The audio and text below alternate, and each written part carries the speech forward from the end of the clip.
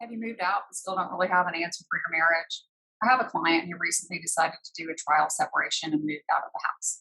He leased a place not too far away so he can spend time with the kids, have dinner with them, help with homework, still really kind of assist with managing the household. So basically, he's living between his new place and his home with his wife and his children. So he thought that moving to the new place would give him the space that he needs to be able to make a decision about his marriage and really kind of saw this separation as a trial divorce. The problem is that having the new place isn't enough for him to really be able to make his choice, right? Because neither place feels like home and he still doesn't know what to do. He hasn't really gone all in to see if he can make the marriage feel better and create change. And he hasn't fully committed to living in the new space and really finding out what it feels like to be on his own. So he has one foot in the marriage and he has one foot out of the marriage in this new place. So he stays stuck in indecision because he's not totally aligned with one decision or the other.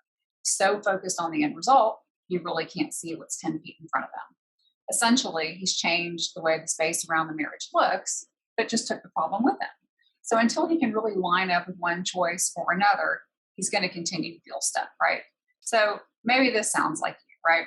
So what happens is we get so focused on what's going to happen if we leave our marriage that we can't see what's right in front of us. We really want to be able to see what it's going to be like when we get there, except we can't. So you think of it like taking a road trip. Maybe you're going to go from like New York to California.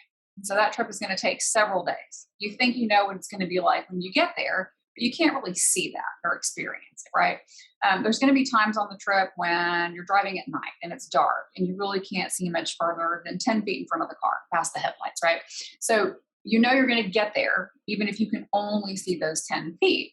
And that's okay. So you just keep going in that direction, and eventually you're going to arrive at your destination. And so it's the same with our relationship. We want to know, exactly what it's going to look like if we move out, but we can't. We want to know what it's really going to look like if we really try to make change and start working on the marriage, except we can't. We want to know what it looks like a year from now, but we can't see that yet, right? So nothing much really changes, and we kind of get stuck in between the two, right? So we don't really try to work on the marriage, and we also don't really try to take any steps to find out if there's a way to do that or if it's really time to end it either.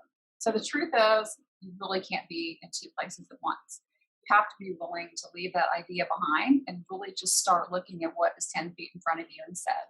Start working on what you can see now and what you can do now. You can just take it 10 feet at a time and start getting answers for your life and your marriage. You just have to start taking the steps.